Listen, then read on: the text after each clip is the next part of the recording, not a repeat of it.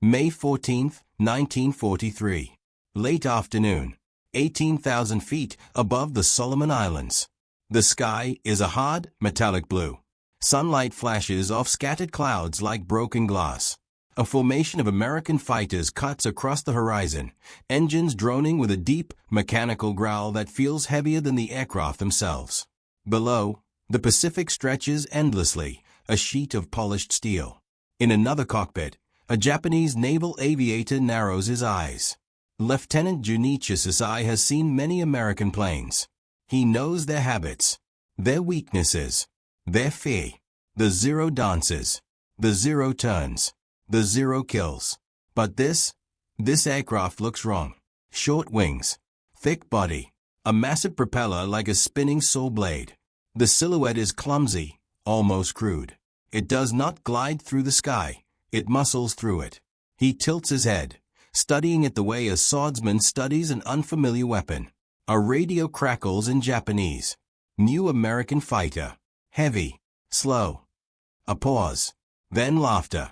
They bank toward the newcomers with confidence earned in hundreds of victories. The Mitsubishi A6M Zero was designed for grace, for control, for the art of the turning fight. 4 years it has ruled these skies like a predator without equal. The American aircraft do not turn to meet them. They dive. Not a gentle descent. A plunge. Nose down. Engines howling with a power the Zero pilots have never heard before. The airframe shudders but does not break. The speed builds past what instinct says is safe. Sasai pulls back hard, expecting the American to stall or tear apart. It doesn't. The American fighter rockets away, climbing with raw force, refusing the close quarters dance the Japanese pilots expect. "What is this plane?" someone mutters. But the formation is already gone, vanishing into cloud cover, leaving only wake turbulence and confusion. For now, the judgment stands. Awkward, heavy, inferior.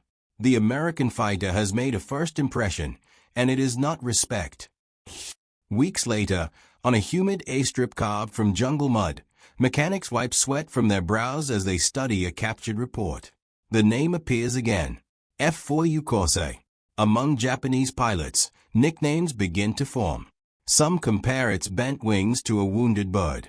Others describe it as a flying barrel. Few believe it will matter. Why would it? American aircraft have always relied on numbers. Japanese aviators rely on skill, precision, discipline, the belief that a superior pilot can defeat any machine. And for years, that belief has been justified. In ready rooms and mess tents, young pilots rehearse tactics that have worked since the opening months of the war. Draw the enemy into a turn. Bleed his speed. Strike when he stalls. Simple, elegant, proven. But across the ocean, something different is taking shape. In a Navy briefing room aboard an aircraft carrier, a group of American pilots studies a chalkboard filled with diagrams. Their instructor does not speak about turning fights. He speaks about energy. Do not turn with a Zero, he says firmly. Climb above. Dive through. Hit fast. Leave fast. A pilot raises a hand. So, what if they follow? They can't, the instructor replies. A pause. Then he taps the board.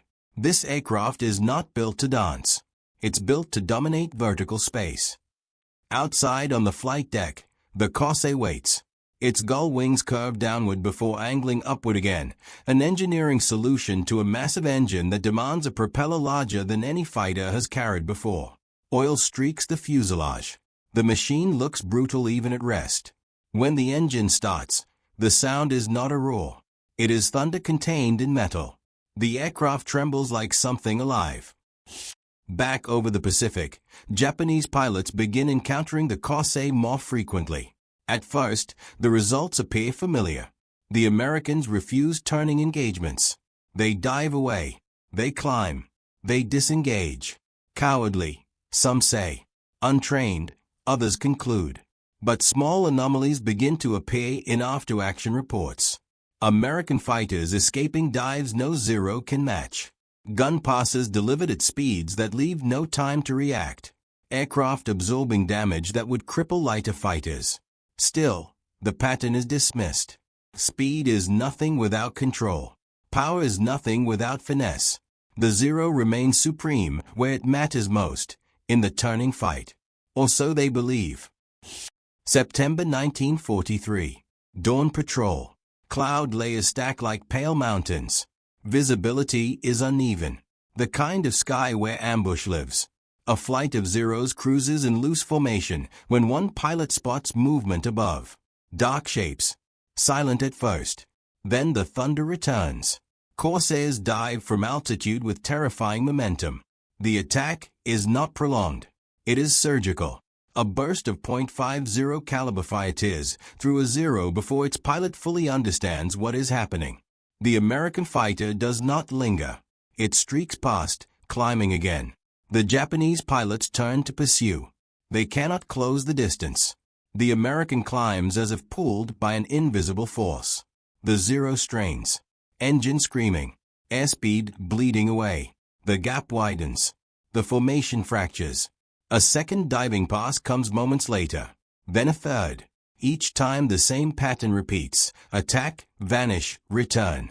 Not a duel. A hunt.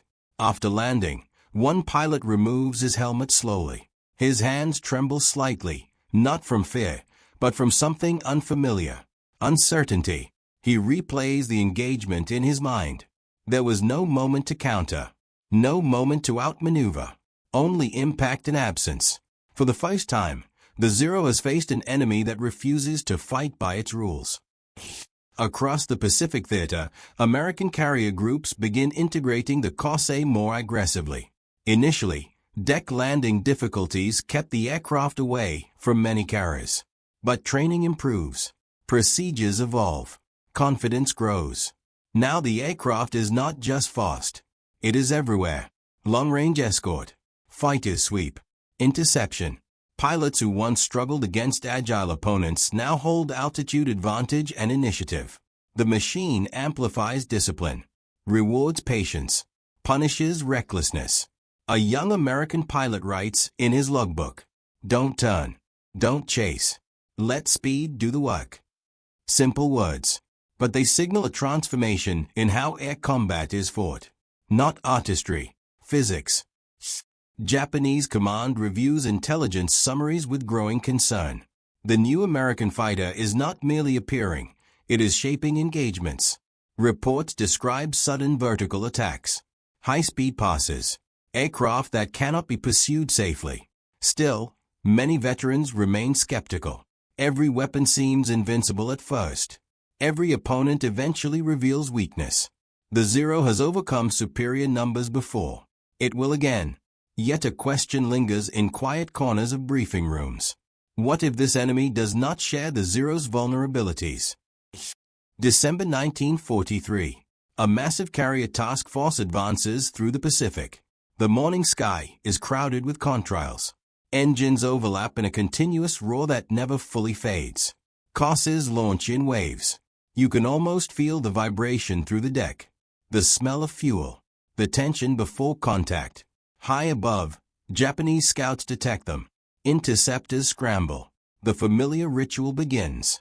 But something has changed. The Americans do not scatter. They maintain altitude. They coordinate. They strike in sequence.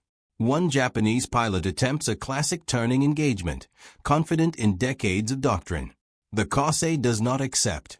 Instead, it climbs, rolls inverted, and dives with crushing speed. The attack angle is impossible to counter without risking structural failure. The Zero pilot jerks his controls desperately. Too late. The engagement lasts seconds. Witnesses later describe the American fighter as a falling star that chooses its moment. After the battle, silence settles over the surviving Japanese aircraft. Not defeat, something more troubling. Recognition. The sky is no longer neutral territory. It favors a new kind of fighter. On a remote island airstrip, a senior Japanese officer reviews combat reports deep into the night. Page after page describes the same pattern. Sudden attacks from altitude, inability to pursue, increasing losses during interception attempts. He places the documents down carefully. This is not a temporary imbalance. This is a shift in warfare itself. But even he does not yet grasp how complete that shift will become. Because 1944 is coming. And with it, the moment when mockery will turn into something far more dangerous. Understanding. February 17, 1944. Dawn. 22,000 feet above Truck Lagoon. The clouds are thin here, stretched into pale streaks by high winds. Below lies Japan's most powerful Pacific stronghold, a fortress of ships, fuel depots, and airfields. Pilots once called it the Gibraltar of the Pacific. This morning, it feels exposed. American carrier forces have launched before sunrise. Waves of aircraft stream toward the lagoon in disciplined layers, bombers below, fighters above, and higher still, a protective ring of dark shapes with bent wings. The intercept order reaches Japanese fighters as a sharp burst of radio static. Climb. Engage. Protect the fleet. Engines scream to life along coral runways. One by one, the Zeros lift into the pale sky, climbing hard toward incoming formations. In the lead aircraft, Lieutenant Hiroshi Nishizawa pushes the throttle forward. He is one of Japan's most skilled naval aviators, calm, precise, undefeated in dozens of engagements. He trusts his instincts. He trusts the Zero. And he trusts the sky. But as he climbs, he notices something unsettling. The American fighters are not where they should be. They are higher. The first Corsair does not appear gradually. It arrives violently. A black silhouette plunges through cloud cover with astonishing speed. Vapor tears from its wings. The engine note is deeper than anything Nishizawa has heard in combat, a continuous, predatory growl. The aircraft flashes past without turning. A Zero behind him erupts in fragments. No warning. No prolonged dogfight. Just velocity and fire. Nishizawa pulls his aircraft into a steep climb, attempting to gain position. The Zero responds gracefully, as it always has. But the American fighter has already ascended beyond practical reach. He realizes something cold and precise. This is not an opponent that trades maneuver for position. It trades position for dominance. The F4U Corsair circles back above the formation like a hawk measuring distance. Its massive engine converts altitude into speed with brutal efficiency. It does not need to outturn a Zero. It does not need to. It only needs to choose when the fight happens. Another diving pass. Another aircraft lost before guns can align. Japanese pilots attempt coordinated turns, weaving patterns perfected over years of war. But each maneuver costs energy. Each turn bleeds speed. The Corsairs do not bleed. They descend, strike, and climb again, always faster at the end of the exchange than at the beginning. For the first time, many Japanese aviators confront an enemy that grows stronger the longer the engagement continues. Below, the lagoon burns. American bombers descend through flak bursts, their escorts slicing through interceptors with relentless precision. Oil storage tanks ignite. Ships maneuver desperately, leaving trails of smoke across blue water. But the transformation in the sky is the true turning point. A Japanese wingman shouts into his radio, voice strained. They don't fight, they attack. The distinction matters. Dogfighting requires participation from both sides. Hunting requires only one. Nishizawa attempts a calculated trap. He feigns retreat, banking gently to lure the American fighter into a turning engagement. It is a tactic that has defeated faster aircraft before. For a moment, it seems to work. The Corsair follows. Then, instead of tightening the turn, it pulls upward in a steep climb that should be impossible at such speed. The engine's power drags the aircraft vertically, trading momentum for altitude in a maneuver the Zero cannot replicate safely. Nishizawa's instruments vibrate. Airspeed falls. Control response softens. He must level out or risk stall. The American fighter rolls over above him and dives again. The realization is sudden and absolute. This aircraft is not constrained by the same rules. Hours later, surviving Japanese pilots land amid chaos. Runways are cratered. Smoke hangs low over the airfield. Mechanics rush to service damaged aircraft while officers gather combat reports with increasing urgency. Descriptions repeat with unsettling consistency. Uncatchable dives. Devastating gun passes. Aircraft absorbing damage and continuing the fight. One pilot writes simply, "They fight from the sun and from height. We cannot choose the battle." The tone is not panic. It is analysis.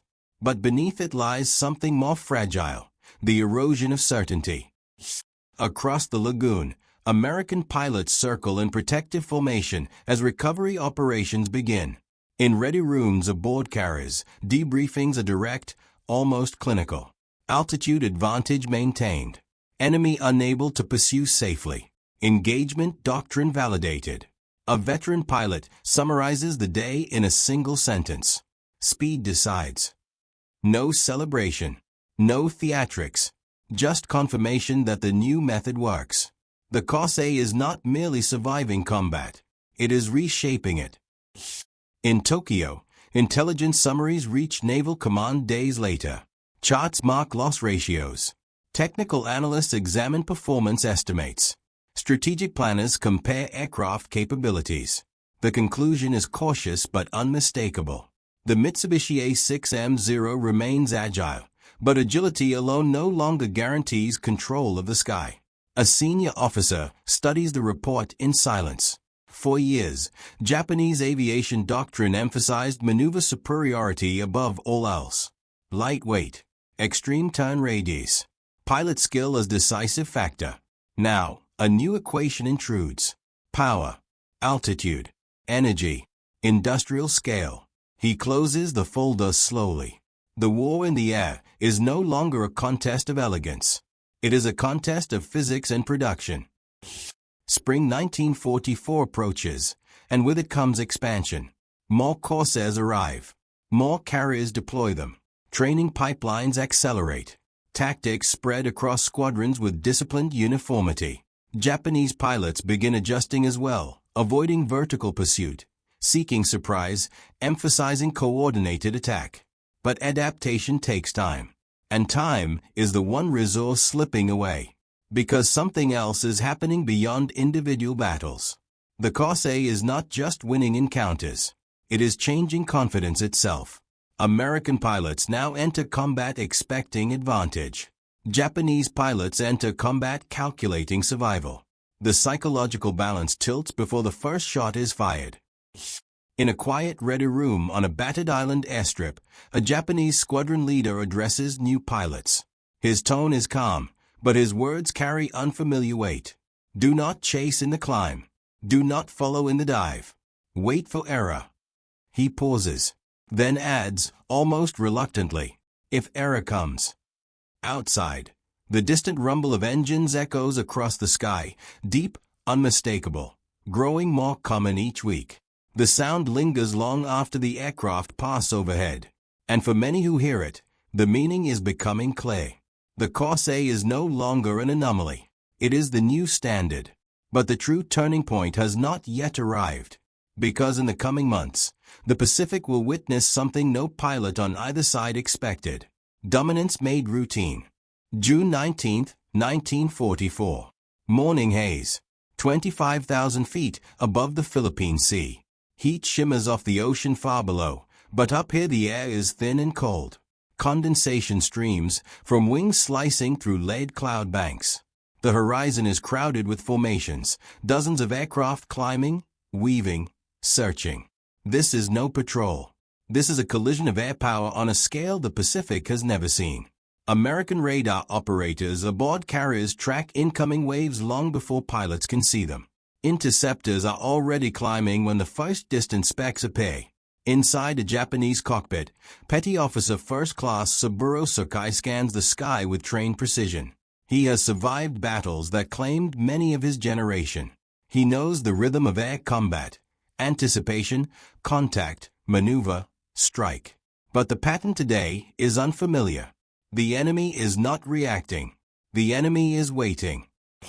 High above, American fighter directors vector squadrons into lead altitude bands. No frantic scrambling. No improvisation. Every movement guided, measured, deliberate. Corsairs hold the uppermost tier, invisible against the sun. Below them, Bombers advance. Between them, nothing. An empty buffer zone. A trap. The first Japanese formation climbs into it. Moments later, dark shapes detach from the sunlight and plunge downward with violent precision. Engines roar in unison. Dive angles are steep enough to blur the aircraft into streaks of motion. The attack is synchronized. Not individual duels, a system. Sokai pulls into a defensive turn, expecting the familiar dance. But the American fighters refuse to circle. They pass through at crushing speed, guns blazing, then climb away before counterfire can align. He attempts pursuit. The engine strains. The aircraft trembles at the edge of its safe envelope. The distance widens instead of shrinking. He stops climbing. Instinct tells him continuing means destruction. For the first time in his long combat career, disengagement is not a choice of tactics. It is survival. Across the sky, the pattern repeats dozens of times. Japanese aircraft enter battle with courage and discipline, but they cannot force the engagement they want. Altitude belongs to the Americans. Initiative belongs to the Americans. Time itself seems to belong to the Americans. One Japanese pilot later describes the experience simply. They fell from the sky faster than thought, and were gone before response. Below, carrier decks are alive with coordinated motion. Aircraft launch and recover in steady rhythm. Fuel, ammunition, and replacement machines flow without pause. Damage is repaired, losses replaced, formations rebuilt. This is not merely superior performance in a single aircraft. This is integration. Machine, pilot, ship, and doctrine operating as one organism. Each Corsair returns to altitude with renewed advantage, supported by a logistical engine stretching across the ocean. In the ready rooms, pilots do not speak of individual victories. They speak of control. Japanese formations continue arriving in waves. Each is met at altitude. Each is broken apart before reaching its objective. Pilots attempt bravery, innovation, sacrifice, but the physics of the engagement remain unchanged. Energy lost in one maneuver cannot be recovered. Altitude surrendered is rarely regained. Time spent reacting multiplies disadvantage. By midday, the sky itself feels contested not by skill alone, but by invisible forces of momentum and scale. From a distance, the battle resembles a storm system, layers of movement, sudden flashes, rising columns of smoke. But within that chaos, a new certainty is forming. American fighters are no longer responding to attacks. They are defining the battle before it begins. Japanese pilots entering combat now face not an opponent, but an environment designed against them. Sokai returns to base with fuel nearly exhausted. He removes his helmet slowly, eyes unfocused for a long moment. Around him, mechanics count aircraft that did not return. Officers gather reports with quiet urgency. He does not speak immediately. When he finally does, his words are measured. They control height and speed, and when combat occurs. No anger, no denial, recognition. Across the Pacific, intelligence officers assemble the data. Loss ratios, engagement patterns, interception success. Each metric points toward the same conclusion. Air superiority is no longer contested through maneuver alone. It is manufactured, produced, sustained, and increasingly, it is American.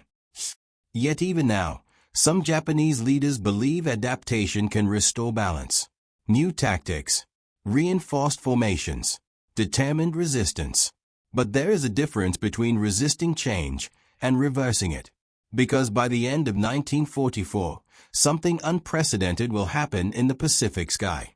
Not just victory in battle, but a transformation so complete that encounters once considered uncertain will become predictable. Routine. And when war becomes routine for one side, it becomes something else for the other. Inevitability. October 25, 1944. Late morning. 21,000 feet above Letta Gulf. The sky is crowded with movement, contrails, flak bursts, distant glints of sunlight on metal. Beneath the laid clouds, fleets maneuver across steel-gray water, each formation unaware how quickly the battle above them will be decided. American radar has already done its work. Interceptors are not searching. They are positioned. A division of F4U Corsair fighters cruises at altitude, engine steady, fuel balanced, weapons armed. Pilots scan downward rather than outward. They are not hunting for the enemy. They are waiting for him to arrive. Japanese aircraft approach in determined formation, engines straining under heavy load. Many pilots are young, training time shortened, experience uneven, yet their resolve is absolute. Orders are clear: break through, strike the fleet, alter the course of the war. They climb, but the altitude advantage is already gone. Dark shapes peel away from the sun with mechanical precision. The Corsairs do not rush. They descend in staggered timing, each dive calculated to preserve energy for the next pass. A Japanese pilot pulls into a defensive spiral, a maneuver once feared by opponents. The Zero responds beautifully, smooth, controlled, elegant. The American fighter never follows the curve. It cuts across it. A burst of gunfire. A flash of debris. Then sky again. The engagement lasts less than 5 seconds. Across the formation, identical encounters unfold. There is no improvisation, no frantic maneuvering. Each American attack resembles the previous one, as if rehearsed. Because it has been. Doctrine now dictates everything. Altitude thresholds, dive angles, firing windows, disengagement points. Pilots no longer rely on instinct alone. They rely on a system that multiplies every advantage. A young American aviator murmurs over the radio, voice calm. Maintain energy. Reset above. 3 words. A philosophy of air combat condensed into a single instruction. Japanese pilots attempt coordinated counterattacks. They climb together, seeking to overwhelm one fighter through numbers. But coordination requires time, and time is precisely what the Corsair denies. Each attempt to mass force is broken apart before it forms. Each climb invites another diving attack. Each defensive turn consumes the speed needed to escape. The sky becomes a ladder whose top rung remains permanently out of reach. On the decks below, sailors watch aircraft streak overhead like comets. Some do not see individual battles at all, only patterns. American fighters dive. Japanese aircraft fall. American fighters climb again. The rhythm repeats so consistently it begins to feel inevitable, like waves striking ashore. A gunnery officer later writes in his report, "Enemy aircraft failed to penetrate fighter screen." The sentence is factual, precise, almost sterile. Yet behind it lies a transformation months in the making. Air combat has shifted from contest to control. In a battered Japanese cockpit, a pilot grips the control column with rigid focus.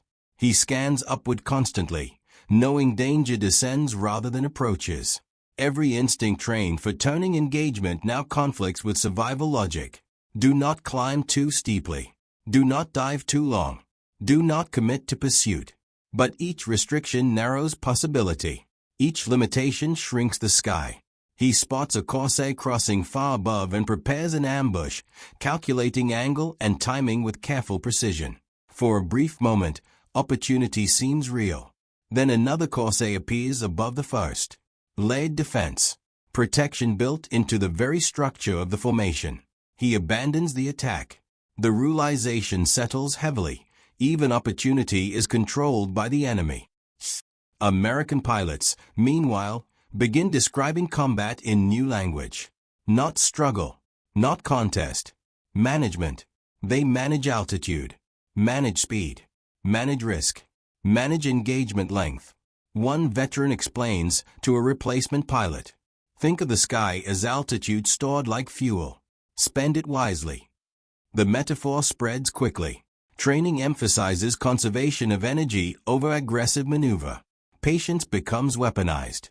And patience, backed by superior power, proves overwhelming. As autumn advances, encounters across the Pacific reveal the same pattern. Airfields, carrier groups, island approaches, location changes, outcome repeats. Japanese pilots still fight with courage. Still improvise. Still sacrifice. But courage cannot restore lost altitude. Improvisation cannot overcome sustained power. Sacrifice cannot reverse physics. Dominance is no longer emerging. It is established. In a dimly lit operations room, a Japanese staff officer reviews cumulative reports from multiple fronts. He traces engagement outcomes across maps pinned to the wall. The lines converge into a single conclusion he cannot ignore. The enemy now dictates the vertical dimension of war. He writes a brief assessment intended for senior command. Enemy fighters maintain superior climb and dive characteristics. Interception increasingly ineffective. He pauses before adding one final line. Losses accelerating. He sets down his pen, fully aware that the word accelerating does not describe a moment. It describes a trajectory. Night falls over Letta Gulf. Fires burn on damaged ships. Rescue launches search dark water for survivors. Above, the sky returns to silence, as if nothing extraordinary occurred. But something irreversible has taken place. Air combat that once demanded improvisation now unfolds according to predictable patterns. Surprise shifts from American advantage to Japanese hope. And hope is becoming scarce. Because soon, pilots on both sides will recognize a final, unsettling truth. The Corsair is not merely winning battles. It is defining the outcome before the battle begins. January 3, 1945. Early morning.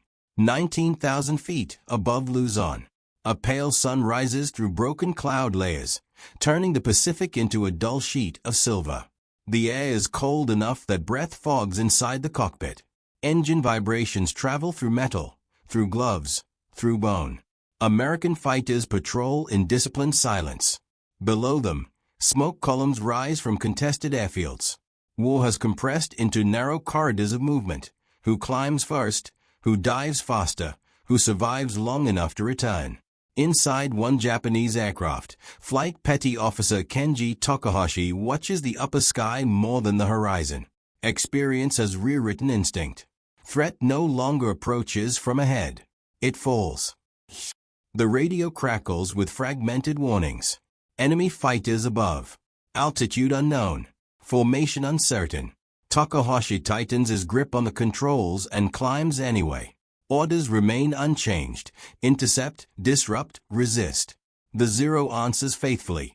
Its control surface is responsive, its turning ability unmatched within its own envelope. But envelopes have limits, and the sky has grown taller. A distant glint catches sunlight. Then another. Dark shapes materialize against the glare, already descending with controlled precision. The F4U Corsair enters the engagement exactly as doctrine intends, fast, high, decisive. No hesitation. No warning pass. The first burst of machine gun fire slices through empty air where Takahashi's wingman had been moments earlier.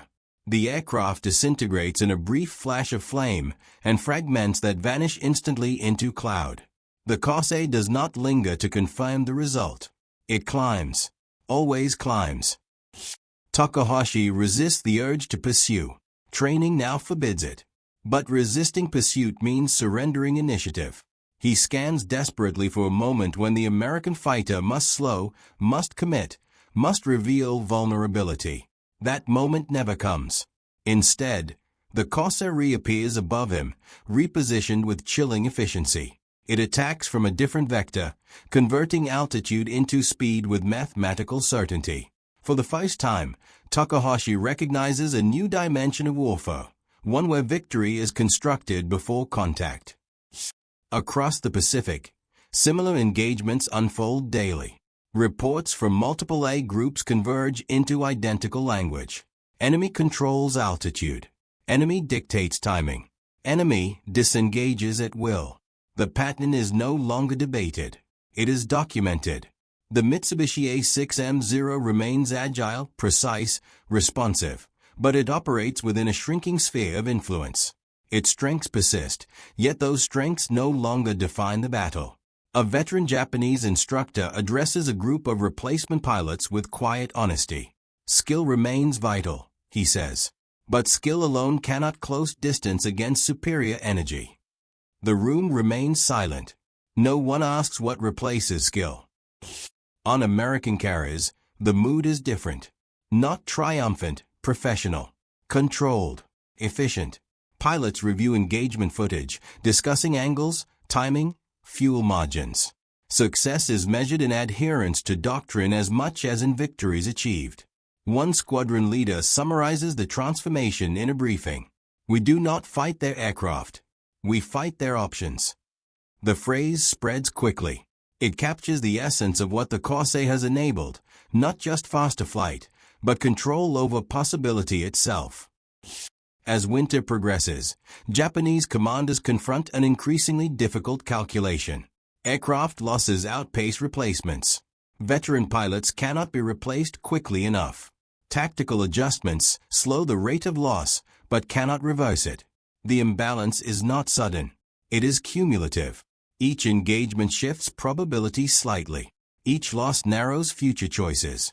Each day reinforces a trend that no single victory can undo. In strategic assessments, a new phrase begins appearing: air resistance unsustainable. It is not a declaration of defeat. It is recognition of trajectory. Late one afternoon, Takahashi lands on a scarred airstrip with fuel nearly exhausted. Mechanics rush forward, but he remains seated for several seconds, hands resting motionless on the controls. The engine idles down. The propeller slows. The sky above is quiet again. He removes his helmet and looks upward, not searching for enemy aircraft, but measuring absence. For years, the Zero defined what was possible in air combat.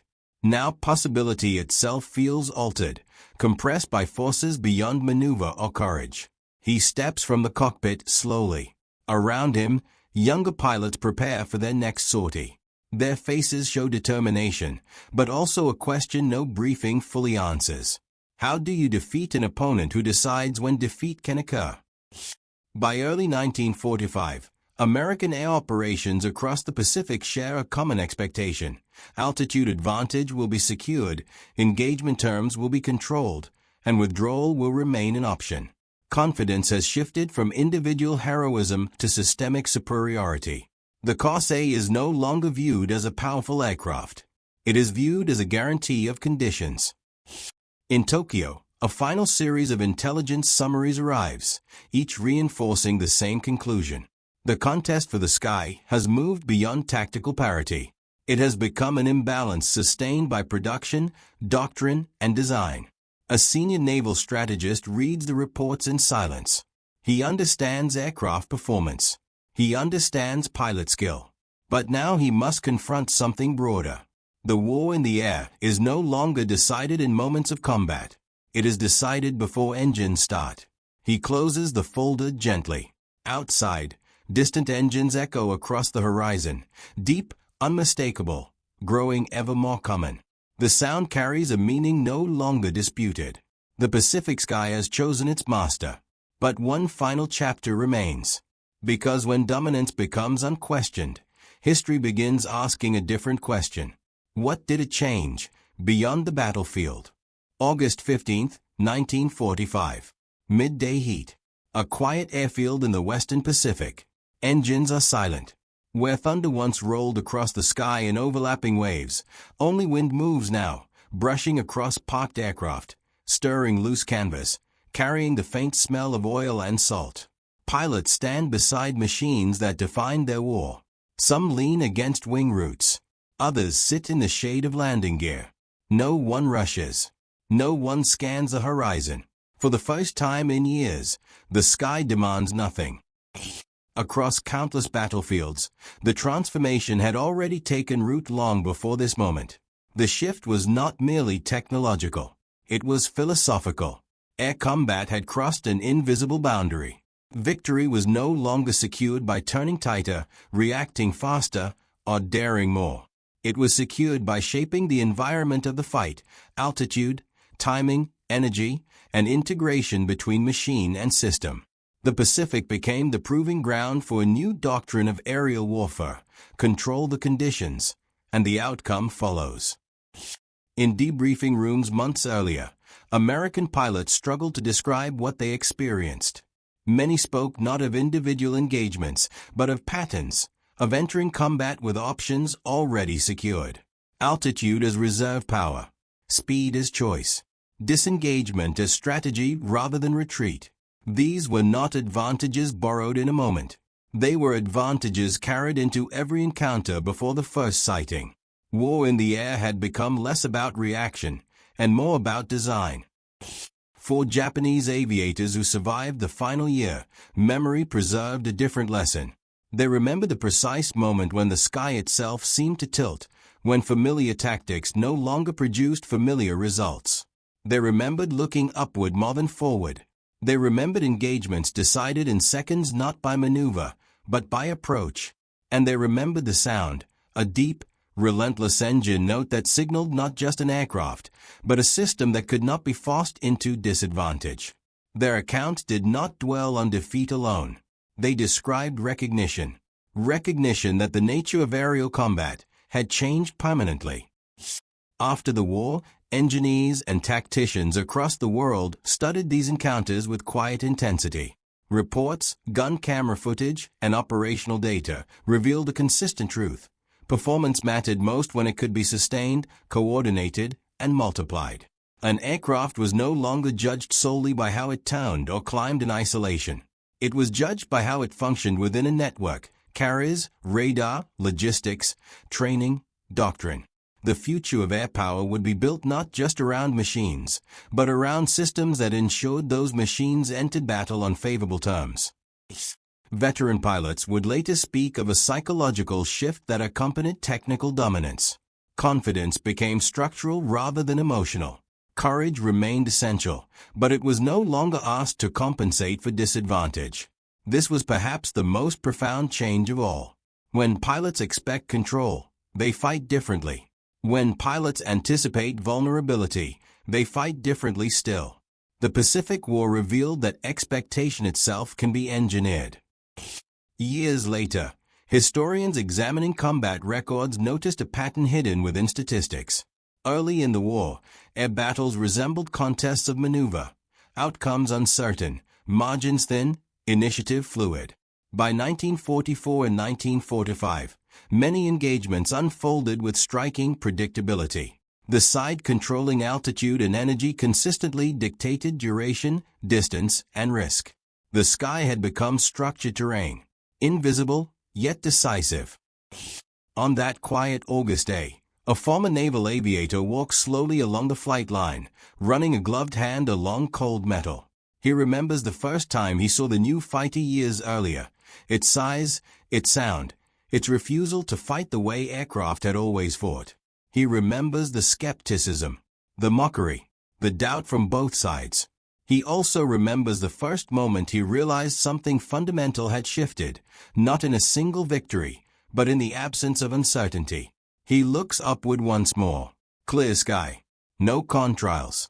No formations. But memory fills the space where aircraft once moved with unstoppable momentum. The war ended with many forces converging: strategy, industry, sacrifice, technology. No single aircraft decided its outcome.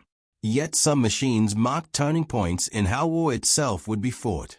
They changed not only who won the sky, but how the sky could be won. And once that understanding emerged, it could never be unlearned. The Pacific Air War had begun with confidence rooted in maneuver. It ended with dominance rooted in control. Between those two realities lay a transformation written not only in victories, but in realization. The moment pilots understood that the battle was decided long before they saw their enemy. The sky had not simply witnessed history. It had been redesigned.